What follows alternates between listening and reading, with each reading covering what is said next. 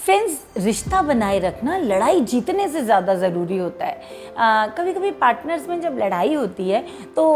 असली बात इस पर डिपेंड करती है कि आपने उस लड़ाई में कही गई बात को अपने दिल में कितनी गहराई तक बिठा लिया है और कितने लंबे समय तक बिठाए रखा है। क्योंकि आप जितना ज़्यादा लंबे समय तक बिठाए रखेंगे, जितना गहराई तक बिठाए रखेंगे, आपके बीच की लड़ाई और दूरी बढ़ती चली जाती है। और जो लोग बहुत ज़्यादा अपने दिल में बात को बिठा लेते हैं, वो अक्सर ऐसा होता है कि जब दूसरी लड़ाई होती है या नॉर्मली भी बातचीत हो या किसी ने किसी दिन प्यार से कुछ कहा हो तो हम उन बातों को याद करने लग जाते हैं और हम कहते हैं, तुम्हें याद है उस दिन तुमने मुझे ये कहा था, अरे तुम मुझे क्या समझती हो, तुमने तो मुझे ऐसा कहा था, तुम मुझे कुछ समझते ही नहीं हो, तुमने मुझे उस तरह से हर्ट किया था। तो ये जो बातें होती हैं ना, जब हम उनको बार बार याद करते हैं तो वो हमारे बीच की लड़ाई और दूरी दोनों को बढ़ा देता है, रिश्ते को कमज़ोर करता है। फ्रेंड्स, याद रखिए कि अगर आपको अपने रिश्ते को अच्छा बनाना है तो एक सूत्र बना लीजिए कि जो बात गुस्से में कही गई है